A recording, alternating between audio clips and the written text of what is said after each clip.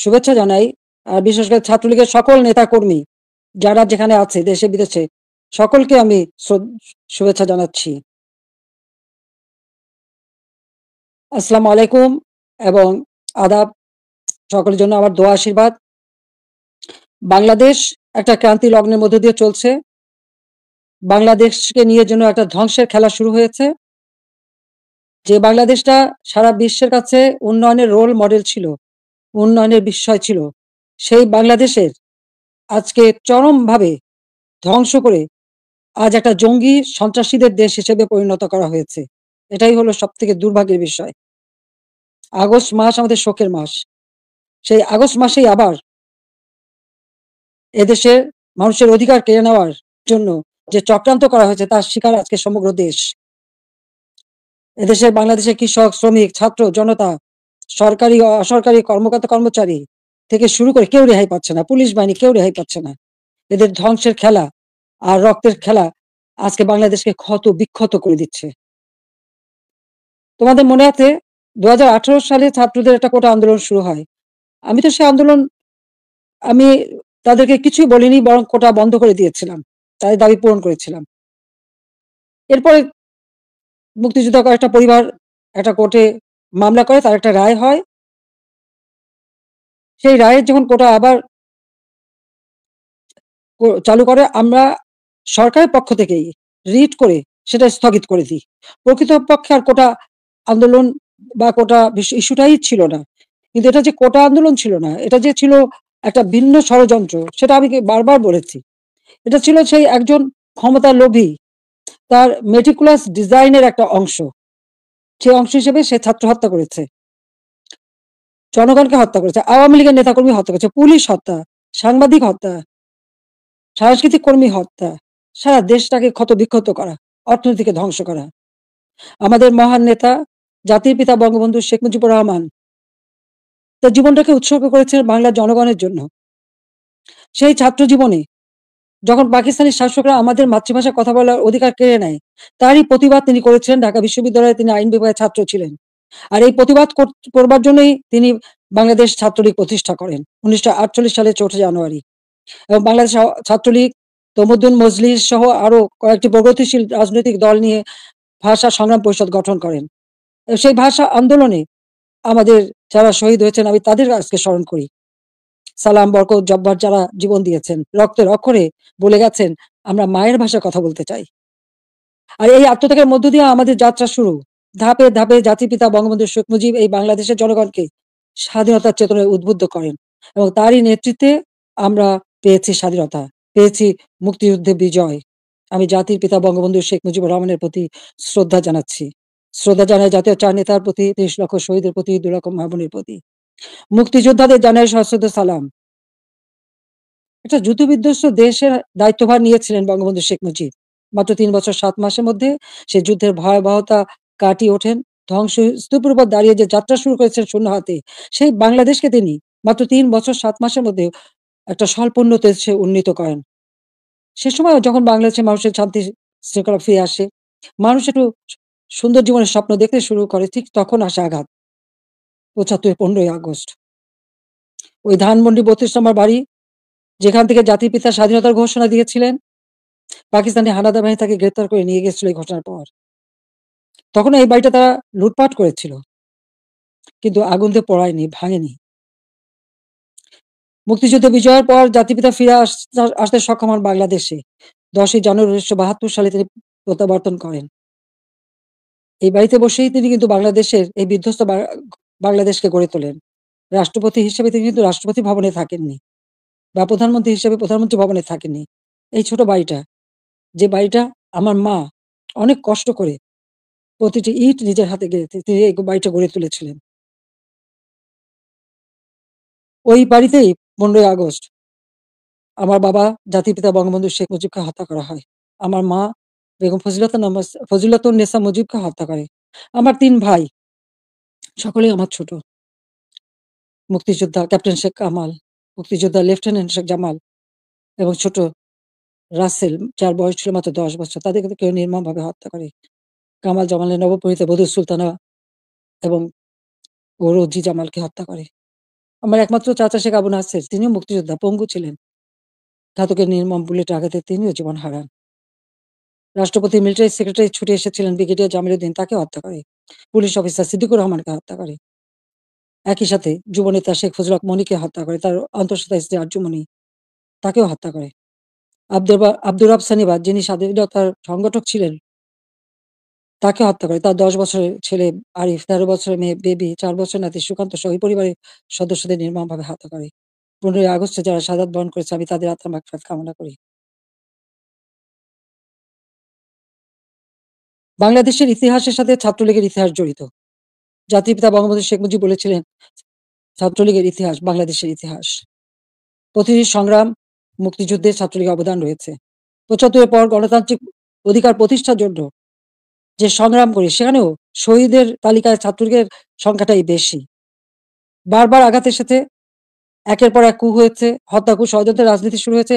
সেখান থেকে বাঙালি জাতিকে উদ্ধার করে আমরা এদেশে গণতন্ত্র প্রতিষ্ঠা করি। ১৫ই আগস্ট আমার ছোট বোন রেহানা আর আমি বিদেশে ছিলাম বলে বেঁচে গিয়েছিলাম। ৬টি বছর প্রবাসে আমরা কাটাই। এরপর আমি সুযোগ পাই বাংলাদেশে ফিরে আসতে, বলতে গেলে অনেকটা জোর করে ফিরে আসি। যে দেশে আমার পিতামাতার ঘাতকের দল, যাদেরকে ইন্ডেমনিটি দেওয়া হয়েছিল, তাদের বিচার করা যাবে না। অর্থাৎ আমি একজন মানুষ হিসেবে আমার বাবা, মা, ভাইয়ের বিচার চাইতে পারব না। সেই বিচারহীনতার সংস্কৃতি ছিল বাংলাদেশে। যে দেশে গণহত্যা চালিয়েছিল পাকিস্তান হানাদার বাহিনী, গ্রামের পর গ্রাম জ্বালিয়ে পুড়িয়ে ছারখার করেছিল। মা বোনদেরকে ধরে নিয়ে ক্যাম্পে রেখে দিনের পর দিন পাশবিক অত্যাচার করত। সেই যুদ্ধাপরাধী যাদের বিচার জাতিপিতা শুরু করেছিল, তাদেরকেও কিন্তু ছেড়ে দেওয়া হয়। মুক্তি দেওয়া হয়েছিল তখন। সেই অবস্থায়ও কিন্তু আমি দেশে ফিরে এসেছিলাম একটা প্রত্যয় নিয়ে, যে আদর্শ নিয়ে, যে চেতনা দিয়ে বাংলাদেশ স্বাধীন হয়েছে। যে চেতনা নিয়ে বাংলাদেশ স্বাধীন হয়েছে, সেই মুক্তিযুদ্ধের চেতনাকে বাস্তবায়ন করা। যে আদর্শ বুকে ধারণ করে লাখো শহীদ রক্ত দিয়ে দেশ স্বাধীন করেছে, সেই শহীদের মর্যাদা রক্ষা করে বাংলাদেশের মানুষের অন্ন, বস্ত্র, বাসস্থান, চিকিৎসা, শিক্ষা, মৌলিক অধিকারগুলি নিশ্চিত করে বাংলাদেশকে একটা উন্নত, ক্ষুধা, দারিদ্র্যমুক্ত বাংলাদেশ গড়ে তোলা, যা জাতির পিতা বঙ্গবন্ধু শেখ মুজিবের স্বপ্ন ছিল। এবং সেই কাজে আমরা কিন্তু সাফল্য অর্জন করেছিলাম। ১ম বার সরকারে এসে আমরা অনেকগুলি উন্নয়নের কাজ করি। এরপর আসতে পারিনি। আবার বাংলাদেশে জঙ্গি, সন্ত্রাস, দুর্নীতির দেশ হয়েছিল। প্রায় ৮ টি বছর সময় নষ্ট হয়। ২০০৮ এর নির্বাচনে আওয়ামী লীগ এককভাবে ৩০০ সিটের মধ্যে ২৩৩ টা সিট পায়। বাংলাদেশের মানুষের আস্থা, বিশ্বাস অর্জন করে সরকার গঠন করি। ২০০৯ সাল থেকে ২০২৪ সাল এই বাংলাদেশ উন্নয়নশীল দেশের মর্যাদা পায়। যখন আমরা জাতির পিতার জন্ম শতবার্ষিকী ২০২০ সালে এবং স্বাধীনতার সুবর্ণ জয়ন্তী ২০২১ সালে উদযাপন করি, তখনই কিন্তু বাংলাদেশ উন্নয়নশীল দেশের মর্যাদা পায় এবং জাতিসংঘ স্বীকৃতি দেয়। জাতির পিতা বঙ্গবন্ধু শেখ মুজিবের সেই ঐতিহাসিক ৭ই মার্চের ভাষণ, সে ভাষণও ইউনেস্কো বিশ্ব প্রামাণ্য দলিলে স্থান করে দেয়। কারণ যে ভাষণ পৃথিবীর বিভিন্ন দেশে সামরিক, অসামরিক নেতারা ভাষণের মধ্য দিয়ে মানুষকে উজ্জীবিত করেছে, সেই ভাষণগুলির মধ্যে প্রায় ২৫০০ বছরের সকল ভাষণের মধ্যে জাতির পিতা বঙ্গবন্ধু শেখ মুজিবের ভাষণটি সর্বশ্রেষ্ঠ ভাষণ হিসেবে গণ্য হয়। আন্তর্জাতিক প্রামাণ্য দলিলে তার স্থান পেয়েছে।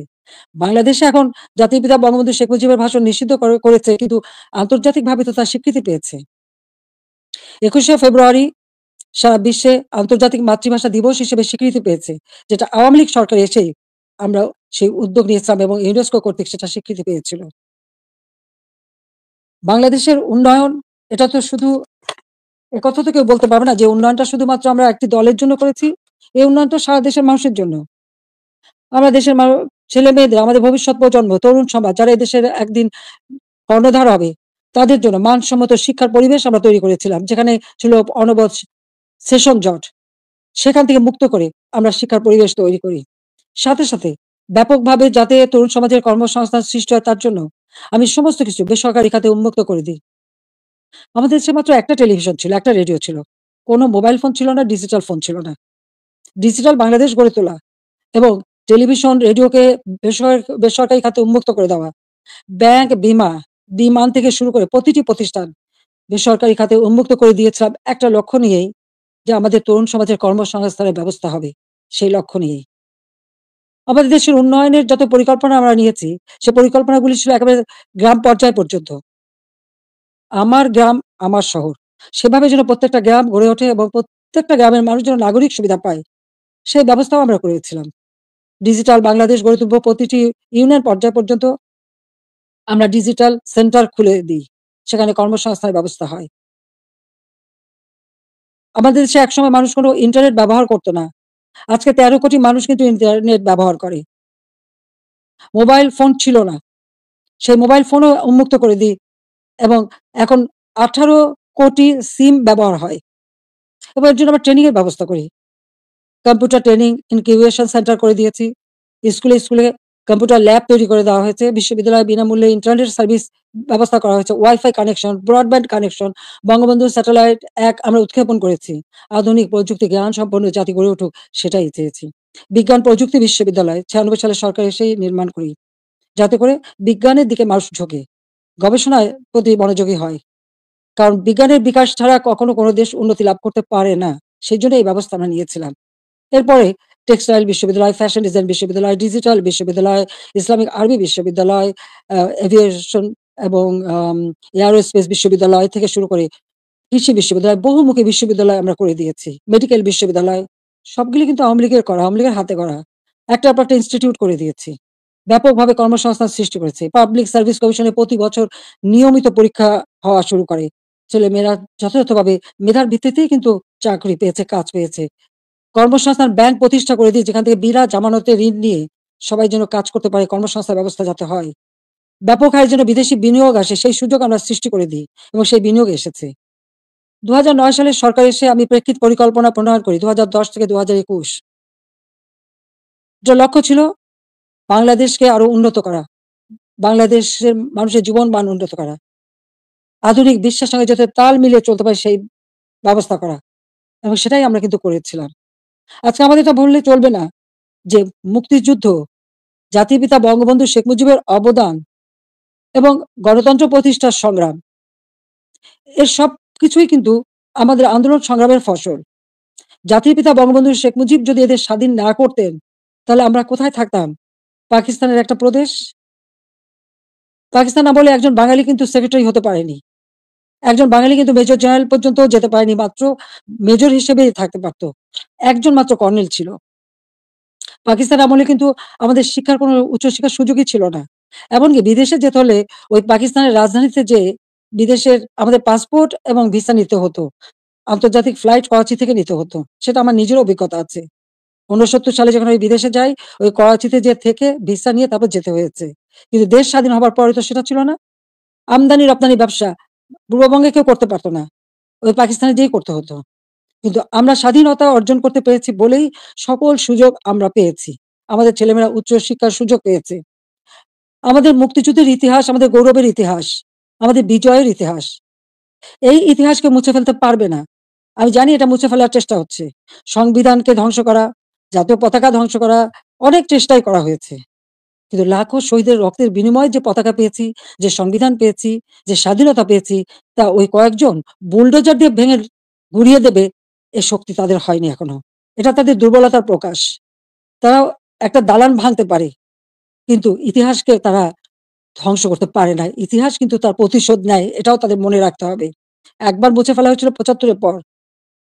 এরপরে আবার এখন শুরু। যারা এটা করছে তারা তাদের হীনমন্যতার পরিচয় দিচ্ছে।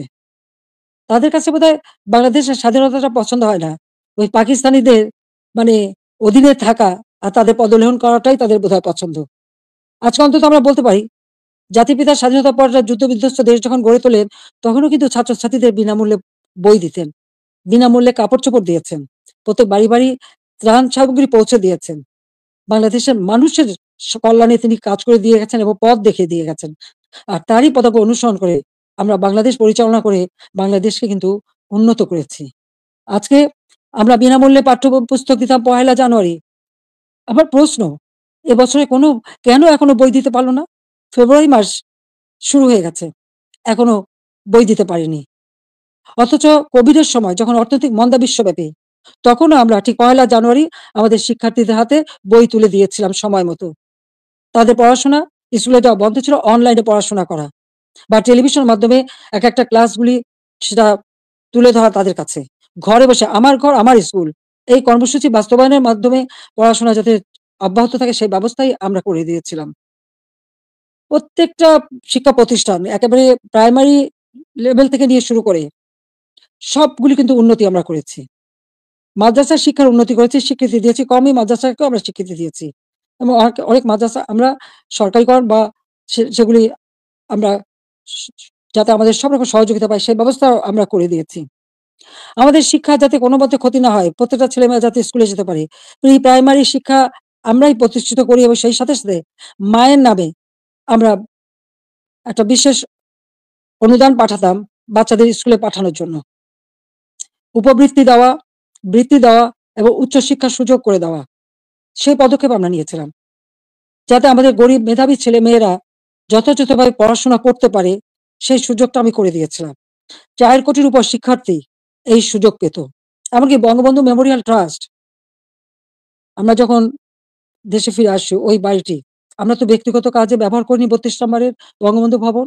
আমরা ২ বোন জনগণকে দান করে দিয়েছিলাম বঙ্গবন্ধু মেমোরিয়াল ট্রাস্ট করে। এবং সেখানে একটি মিউজিয়াম করেছিলাম সেই স্মৃতি রক্ষার জন্য। আর সেই ট্রাস্টের মাধ্যমে ছাত্রছাত্রীদের আমরা বৃত্তি দিতাম। কম করে হলেও ৳৫০০, উপরে ৳২,০০০। মেডিকেল ইঞ্জিনিয়ারিং পর্যন্ত যারা পড়তো সকলের জন্য এই বৃত্তি উন্মুক্ত ছিল। ১৮০০ শিক্ষার্থীকে আমরা বৃত্তি দিতাম। তাছাড়া অনেক দুস্থ এবং গ্রেনেড হামলা আহত, নিহত পরিবার তাদেরকে মাসোহারা দিতাম। কোভিডের সময় এই বঙ্গবন্ধু মেমোরিয়াল ট্রাস্ট থেকেই ৳৫,০০,০০,০০০ দিয়ে আমি ফান্ড করে দিয়েছিলাম প্রাইম মিনিস্টার অফিসে। যেখান থেকে কোভিডে যারা আক্রান্ত তাদের সহযোগিতা করা। আমরা ভূমিহীন গৃহহীনদের ঘরবাড়ি করে দিই। বঙ্গবন্ধু মেমোরিয়াল ট্রাস্ট থেকে ৳৫,০০,০০,০০০ দিয়ে আমি বিশেষ তহবিল গঠন করে দিই। যেখানে জমি পাওয়া যেত না, সেই জমি ক্রয় করে ভূমিহীন গৃহহীন মানুষকে ঘরবাড়ি করে দেওয়া। যাদের ঠিকানা ছিল না, তাদের আমি ঠিকানা দিয়েছিলাম। এমনকি এই আশ্রয় প্রকল্পের থেকে পুলিশের চাকরিও পেয়েছে আমাদের অনেক ছেলেমেয়ে। কারণ তাদের ঠিকানা হয়েছিল। আগে তাদের ঠিকানা ছিল না। ৫৮ টা জেলা ভূমিহীন গৃহহীন মুক্ত করেছিলাম। আমাদের লক্ষ্য ছিল যে আমরা সমগ্র জেলায় কোনো মানুষ ভূমিহীন গৃহহীন থাকবে না, সকলের একটা মর্যাদা থাকবে। ঢাকা শহরে বস্তিবাসীর জন্য আমি ফ্ল্যাট বাড়ি নির্মাণ করে সেখানে তাদের থাকার ব্যবস্থা ভাড়া ভিত্তিক। বস্তিতে যে ভাড়া দিত সেই ভাড়াতেই থাকতে পারে সে ব্যবস্থা করেছি। আমাদের দেশের যারা সুইপার, হরিজন, দলিত শ্রেণী তাদেরকে ফ্ল্যাট বাড়ি নির্মাণ করে দিয়েছি। এবং আমাদের বেদে, কুষ্ঠরোগী, হিজড়া প্রতিটি অনগ্রসর যারা তাদের জন্য বিনামূল্যে ঘর এবং তাদের জীবন জীবিকার ব্যবস্থা আমরা করে দিয়েছি। বাংলাদেশে আমি যখন ৯৬ সালে সরকার গঠন করি মাত্র ১৬০০ মেগাওয়াট বিদ্যুৎ ছিল। আমি ৪৩০০ মেগাওয়াটে উন্নীত করেছিলাম। কিন্তু পরবর্তীতে ৮ বছর পর যখন আবার সরকারে আসি তখন পেয়েছিলাম মাত্র ৩২০০ মেগাওয়াট। আমরা উদ্যোগ নিই। ঘরে, ঘরে বিদ্যুৎ দেব। প্রতিটি ঘর আলোকিত করব। আমাদের কথা রেখেছি। প্রত্যেক ঘরে, ঘরে আমরা বিদ্যুৎ পৌঁছে দিয়েছিলাম। প্রতিটি ঘর আলোকিত করেছিলাম। আমাদের লক্ষ্য ছিল যে একটি মানুষও কুঁড়ে ঘরে বাস করবে না। নিদেন পক্ষে একটা টিনের ঘরেও হলেও তাদের দেব। সেটা কিন্তু আমরা দিতে পেরেছি এবং এর পরবর্তীতে এসে সেমি পাকা ঘর আমরা দিয়ে দিয়েছি। যাতে মানুষ বাঁচতে পারে। খেলাধুলায় আরো আগ্রহী যাতে হয়। ক্রিকেট টেস্ট ম্যাচ সেটাও আমার সময় অর্জন করা এবং সেই সঙ্গে তাদের ট্রেনিং করানো। ক্রিকেট, ফুটবল বা দেশীয় খেলা, হকি প্রত্যেকটা খেলার সুযোগ আমরা করে দিয়েছি এবং ছেলেমেয়ে উভয়ই সুযোগ পেত। আমাদের সে প্রাইমারি স্কুলে মেয়েদের জন্য বঙ্গমাতা গোল্ড কাপ টুর্নামেন্ট এবং ছেলেদের জন্য বঙ্গবন্ধু শেখ মুজিব গোল্ড কাপ টুর্নামেন্টের মাধ্যমে সেই ছোট্টবেলা থেকে যাতে তারা খেলতে পারে সেই ব্যবস্থা আমরা করে দিয়েছি। আজকে কি দুর্ভাগ্য আমাদের। আমাদের মেয়েরা ফুটবল খেলতে যেয়ে সারা অনেক দেশ থেকে কিন্তু তারা জয়ী হয়ে এসেছে, বাংলাদেশের সুনাম করে এসেছে। আজকে আমাদের দেশে তারা খেলতে পারছে না। কেন? মেয়েদের খেলার অধিকার নাই কেন? সেটা আমার প্রশ্ন। তাদেরকে কেন বাধা দেওয়া হলো? যারা এই বাধা দেন তারা কি ভুলে যান? আমাদের নবী করিম সাল্লাল্লাহু আলাইহি ওয়াসাল্লাম যখন ইসলাম ধর্ম প্রচার করেন, তখন কে ১ম ইসলাম ধর্ম গ্রহণ করেছিল? ইসলাম ধর্ম গ্রহণ করেছিল একজন নারী। তিনি বিবি খাদিজা। তিনি ১ম ইসলাম ধর্ম গ্রহণ করেন। সে কথাটা তাদের ভুললে চলবে না। মায়ের পেটেই সন্তান জন্ম নেয়। আর সেই মায়ের জাতিকে অবমাননা করা কেন? সেটা আমার প্রশ্ন। খেলাধুলা, সংস্কৃতি চর্চা, সাহিত্য চর্চা, এই সংস্কৃতি তো আমাদের অধিকার, সকলের অধিকার। এখানে নারী পুরুষের কোনো ভেদাভেদ থাকতে পারে না। আর ইসলাম ধর্ম কখনো বলে না। কিন্তু আজকে আমরা দেখছি শুধু মেয়েদের খেলতে যে দেওয়া হয় না তা না। শিক্ষকদের লাঞ্ছিত করা হয়। এটা কেমন ধরনের কথা? শিক্ষক আমাদের গুরুজন। তাদের প্রতি আমাদের সম্মান দেখাতে হবে। আর সেই সম্মান যে আমরা দেখাই সেটা তো আপনারা জানেন। এমনকি আমি প্রধানমন্ত্রী হবার পরেও আমার ইউনিভার্সিটির শিক্ষক, তাদেরকে আমি সম্মান করতাম। আমার স্কুলের শিক্ষক যাদের সঙ্গে দেখা হওয়ার সাথে, সাথে আমি সম্মান করতাম। তাদের পা ধরে সালাম করতাম। তখন শিক্ষক গুরুজন। কিন্তু আমি জানি না এই কোটা আন্দোলনের নামে এমন একটা পরিবেশ সৃষ্টি করে ফেলা হলো যে ছাত্রছাত্রীরা শিক্ষকদের অপমান করে। তাদের গলায় জুতার মালা পরায়, তাদেরকে গাছের সাথে বাঁধে, তাদেরকে দিয়ে জোর করে পদত্যাগ করায়। কেন এই ধরনের বেয়াদবি কেন শিখাবে বা এই শিশুদের, কোমলমতি শিশুদের এবং ছাত্রছাত্রীরা কেন এই বেয়াদবি করবে? আজকে ছাত্রছাত্রীরা শিক্ষকদের বয়কট করে। এই ধরনের অদ্ভুত আচরণ আমি জানি না পৃথিবীর আর কোন দেশে আছে কিনা। তাহলে আমরা কি পরিচয় দেব? যে দেশের মানুষ ৭১ সালে মুক্তিযুদ্ধে বিজয় অর্জন করে বিজয়ী জাতি হিসেবে সারা বিশ্বে সম্মান পেয়েছে, আজকে সেই দেশের মানুষ আছে কোথায়? কোথায় সেই সম্মান? যে দেশটাকে আমি জাতির পিতা বঙ্গবন্ধু শেখ মুজিবের আদর্শ বুকে নিয়ে যে বাংলাদেশকে আমি উন্নয়নশীল দেশের মর্যাদা এনে দিয়েছিলাম। আমাদের অর্থনীতি আন্তর্জাতিকভাবে ৩৫ তম অর্থনীতির দেশ হিসেবে স্বীকৃতি পেয়েছে। দারিদ্র্যের হার ৪১ ভাগ থেকে আমি ১৮.৭ ভাগে নামিয়ে এনেছিলাম। হতদরিদ্র ২৫ ভাগ থেকে আমি ৫.৬ ভাগে নামিয়ে এনেছিলাম। আমাদের সাক্ষরতার হার ৪৫ ভাগ থেকে ৭৮.৮ ভাগে উন্নীত করেছিলাম। এবং আমাদের দেশের ছেলেমেয়েরা দেশে বিদেশের জন্য যে পড়াশোনা করতে পারে। প্রধানমন্ত্রীর দপ্তরে আমি আলাদা শিক্ষা সহায়তা ট্রাস্ট ফান্ড করে দরিদ্র মেধাবী ছাত্রদেরকে আমি বৃত্তি দিতাম, যাতে তারা আরো উচ্চ শিক্ষা নিতে পারে। পিএইচডি করতে পারে বা অন্য যেকোনো উন্নত মানের শিক্ষা দেশে বিদেশে করতে পারে, সেইভাবে তাদের বৃত্তি দেওয়া শুরু করেছিলাম। কেন করেছিলাম? আমাদের তরুণ প্রজন্মের ভবিষ্যতের জন্য। কারণ যারা এদেশ একদিন দায়িত্ব নেবে, তারা যেন সুষ্ঠুভাবে দেশকে এগিয়ে নিয়ে যেতে পারে, সেই লক্ষ্য নিয়েই তো। আজকে আমি দেখি শিক্ষার অধিকার থেকে বঞ্চিত করা হচ্ছে। বিভিন্ন বিশ্ববিদ্যালয় থেকে ছাত্রদের বের করে দেওয়া হচ্ছে।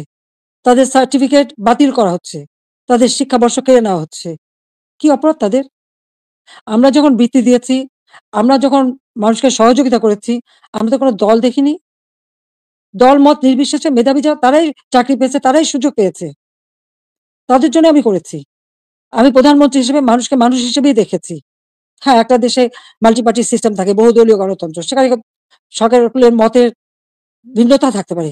কিন্তু তার মানে এই না যে সকলের অধিকার থেকে কেড়ে নিতে হবে। ছাত্রদের শিক্ষার অধিকার, এটা ছাত্রদের অধিকার।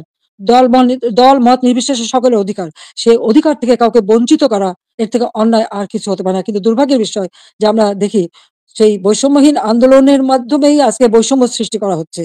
ছাত্রদের শিক্ষার অধিকার থেকে বঞ্চিত করা হচ্ছে। শিক্ষকদের অপমান করা হচ্ছে। শিক্ষা প্রতিষ্ঠানগুলির পরিবেশ নষ্ট করা হচ্ছে। কেন এই অবস্থা থাকবে? বাংলাদেশে ২০২৪ সালে যে ঘটনা ঘটলো, সেখানে পুলিশদের পিটিয়ে হত্যা করা। একটা অন্তঃসত্ত্বা নারী পুলিশ যে বারবার বলছে, "ভাই আমাকে মারবেন না, আমার পেটে বাচ্চা।" মানুষ এত অমানুষ হয় কিভাবে যে তাকে পিটিয়ে হত্যা করা হলো? আগুন দিয়ে পুলিশ ফাঁড়িতে জ্বালিয়ে দেওয়া এবং সেখানে আগুন দিয়ে পুড়িয়ে ফেলা। মানুষকে মেরে পা বেঁধে ঝুলিয়ে রাখা, ঠিক কসাইখানায় পশু জবাই দিয়ে যেমন পা বেঁধে ঝুলিয়ে রাখে, সেইভাবে তাদের ঝুলিয়ে রাখা। যারা এমনকি তাদেরকে এমনভাবে অপমান করা, কাপড় খুলে নিয়ে তাদেরকে একেকজনকে কিভাবে বেইজ্জতি করা। যারা এইসব ঘটনা ঘটে তাদের মধ্যে কি এতটুকু মানবিকতা নেই? এতটুকু শালীনতাবোধ নেই? কি করে একটা মানুষ এভাবে মানুষকে অত্যাচার করতে পারে? আমরা তো ১৫ বছর ৭ মাস তো ক্ষমতায় ছিলাম। এইভাবে তো আমরা কাউকে অপমান করিনি বা এভাবে দলীয়করণ আমরা করিনি। ব্যবসা-বাণিজ্য আজকে কেউ করতে পারছে না। ব্যবসায়ীদের উপর অনবরত আক্রমণ, গ্রেপ্তার, কলকারখানা বন্ধ, হাজার শ্রমিক বেকার হয়ে যাচ্ছে। আজকে কৃষক চাষ করতে পারছে না। সার নেই, বিদ্যুৎ নেই, সেচ দিতে পারে না। এই অবস্থা তো বাংলাদেশে ছিল না। আমি তো এই অবস্থা রেখে আসিনি। বাংলাদেশে মানুষের খাদ্য নিরাপত্তা নিশ্চিত করেছি। উত্তরবঙ্গে মঙ্গা লেগেই থাকতো, সেখানে মঙ্গা দূর করেছি। যারা একবেলা খাবার পেত না, অন্তত ৩ বেলা তারা খাবার পেত। বিদেশ থেকে পুরনো কাপড় এনে পরানো হতো। কই আওয়ামী লীগ সরকার আসার পর তো বিদেশ থেকে পুরনো কাপড় এনে পরানো লাগেনি? অন্ন, বস্ত্র, বাসস্থান, চিকিৎসা, শিক্ষা সব ব্যবস্থাই তো করেছিলাম। কমিউনিটি ক্লিনিকের মাধ্যমে ৩০ প্রকার ঔষধ বিনামূল্যে দেওয়া হতো।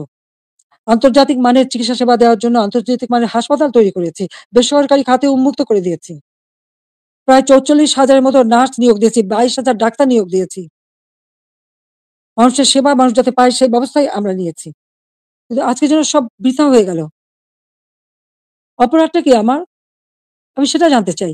যারা আমাকে স্বৈরাচার বলেন, গণহত্যা বলেন, আজকে আমার জিজ্ঞাসা, আজকে যে বাংলাদেশের যে অবস্থা চলছে, এই যে পুলিশ হত্যা, আওয়ামী লীগের প্রায় ৪০০ মতো নেতাকর্মীকে নির্মমভাবে হত্যা করা হয়েছে।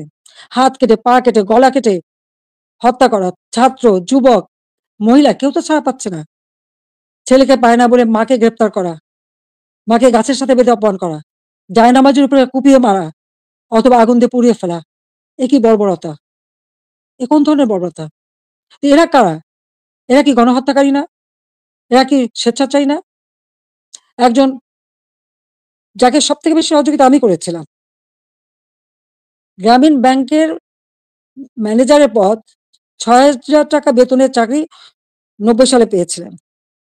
আমি ৯৬তে সরকার আসার পরে এই গ্রামীণ ব্যাংকে ৪০০ কোটি টাকা দিয়ে এই গ্রামীণ ব্যাংকটাকে আমি দাঁড় করিয়ে দিই। শুধু তাই না, গ্রামীণ ফোনের ব্যবসাটাও ওই ডক্টর ইউনূসকে দিয়েছিলাম। আমার কাছে বারবার ধর্ণা দিয়েছিল। বলেছিল ওখান থেকে যে লাভ হবে সেই লাভের অংশ যাবে গ্রামীণ ব্যাংকে। তা কিন্তু যায়নি। বরং এগুলি বেচেই খেয়েছে। মানি লন্ডারিং করেছে, দুর্নীতি করেছে এবং তার ক্ষমতার লোভ আজকে বাংলাদেশকে ধ্বংসের দিকে নিয়ে এসেছে। একটি মানুষের ক্ষমতার লোভ বাংলাদেশকে জ্বালিয়ে পুড়িয়ে ছারখার করে দিচ্ছে। তার মধ্যে কি এতটুকু মনুষ্যত্ববোধ নেই? কৃতজ্ঞতাবোধ নেই? যেই তার উপকার করে তার উপরেই তার মাথায় আঘাতটা করতে হবে। কেন? ক্ষুদ্র ঋণ আন্তর্জাতিকভাবে স্বীকৃত ছিল না। এই ডক্টর ইউনূসেরই অনুরোধে আমি নিজে তার সম্মেলনে উপস্থিত হই। যেখানে স্পেনের রানী কুইন সোফিয়া এবং হিলারি ক্লিনটন তারা উপস্থিত হন। আমি উপস্থিত ছিলাম বলে প্রধানমন্ত্রী হিসেবে। এবং ক্ষুদ্র ঋণ জাতিসংঘে যাতে স্বীকৃতি পায় সে ব্যবস্থাও আমি করেছিলাম। কিন্তু কত বড় বেঈমান মুনাফিক যে তার ক্ষমতার লোভ এমন পর্যায়ে চলে গেল যে সে আমাকে আর রেহানাকে হত্যা করার পর্যন্ত পরিকল্পনা করল। এবং তার বক্তৃতায় তিনি ধরা পড়ে গেছেন। বিল ক্লিনটনের ফাউন্ডেশনে সে মোটা টাকা দেয়। আমাদের দেশে কোনো দুর্যোগ দুর্বিপাকে কোনোদিন মানুষকে এক পয়সা সাহায্য করেনি। কিন্তু সেখানে তিনি মোটা টাকা দিয়েছিলেন। আপনারা দেখেছেন গত সেপ্টেম্বর মাসে জাতিসংঘ যখন যায় সেখানে বিল ক্লিনটন ফাউন্ডেশনে দাঁড়িয়ে ইউনূস সাহেব কি বক্তৃতা দিলেন?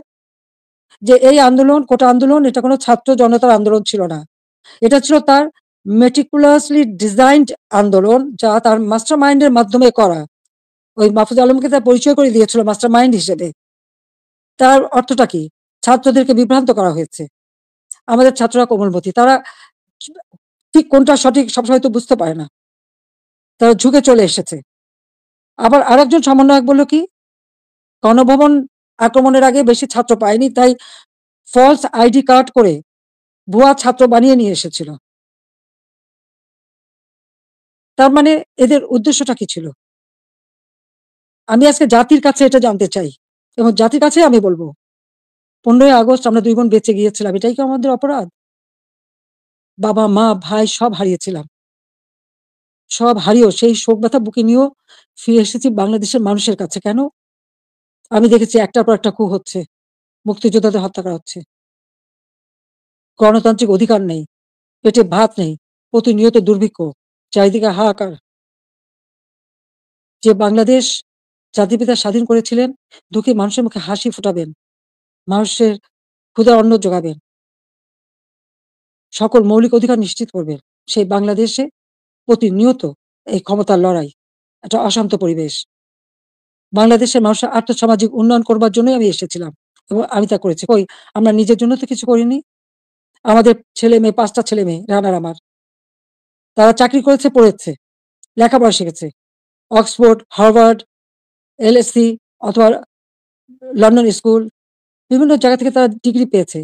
তারা নিজেদের যোগ্যতায় ডিগ্রি নিয়েছে। তাদের জন্য তো আমি কিছু করিনি। তারা নিজের লেখাপড়া শিখে নিজের পায়ে দাঁড়িয়েছে। আমি তাদের একটা কথাই আমরা ২ বোন বলেছি আমাদের ছেলেমেয়েদেরকে যে, "তোমাদের জন্য কোনো সম্পদ রেখে যেতে পারব না। তোমাদের শিক্ষাটাই হবে তোমাদের একমাত্র সম্পদ।" এবং তারা তাই করেছে। সেভাবেই তারা লেখাপড়া শিখে সেইভাবেই জীবনযাপন করে।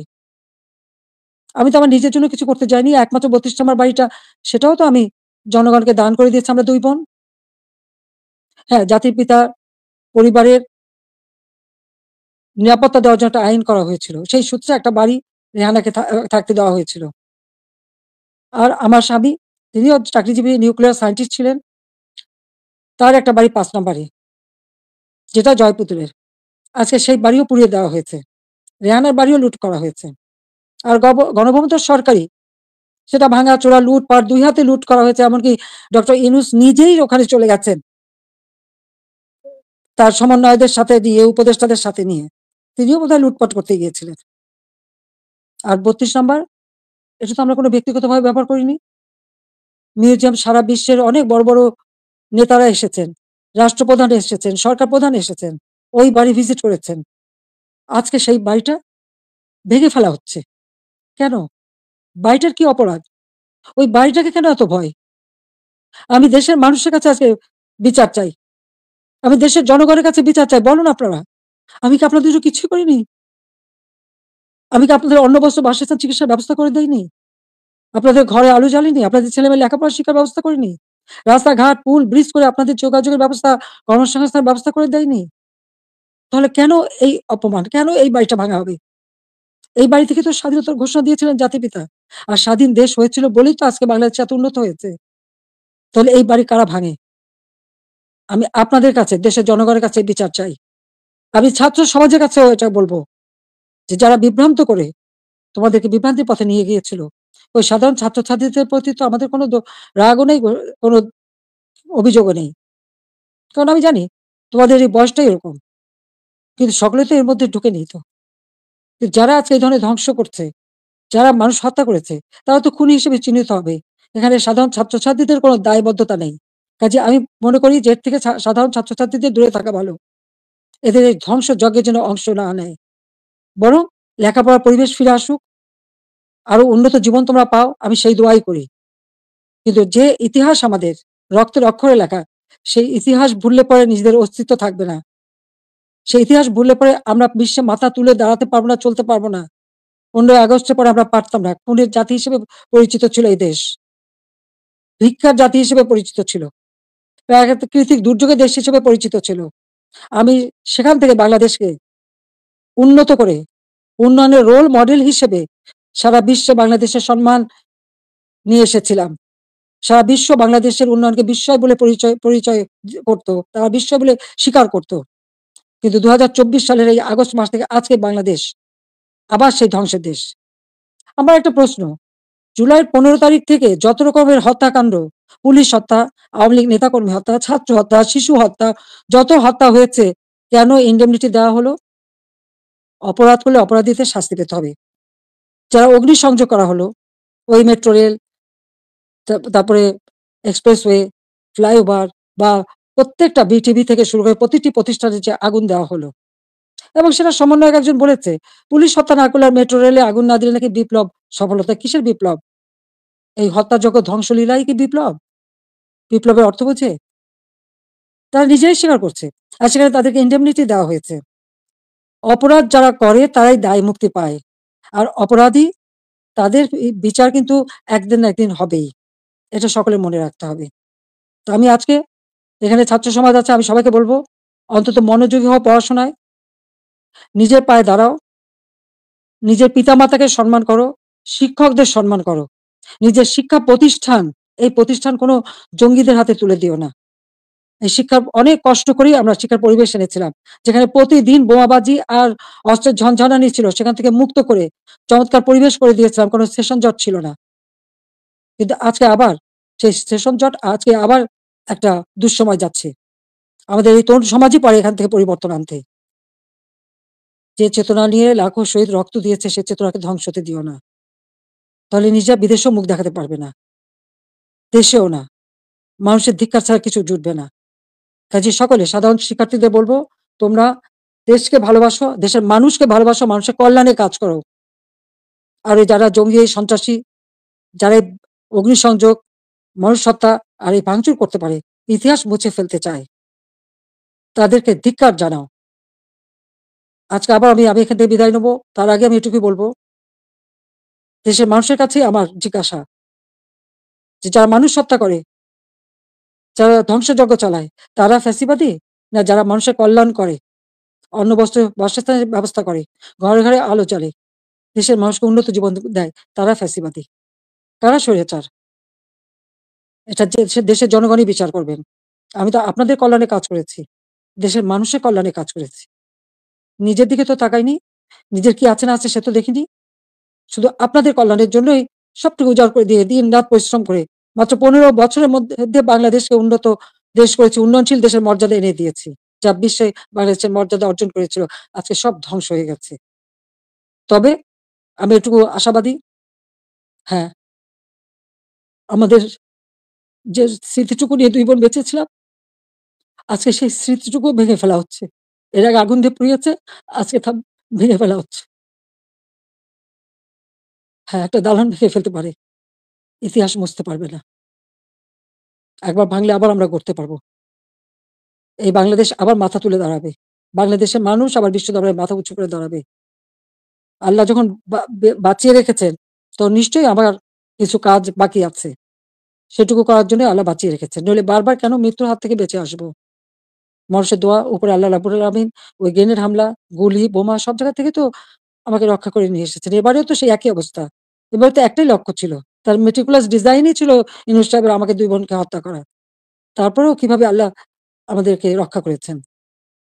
কাজেই আবার বাংলাদেশ ফিরে আসবে। মুক্তিযুদ্ধের চেতনা গড়ে উঠবে।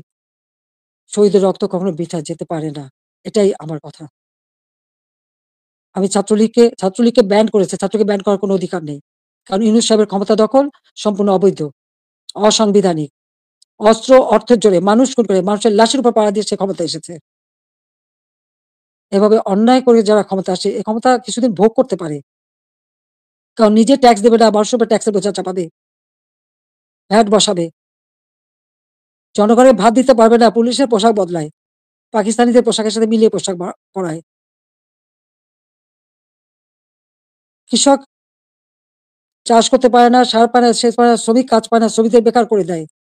অথচ নিজের অর্থ সম্পদ ঠিকই আছে এবং অর্থ পাচার করা অব্যাহত রেখে দিয়েছে।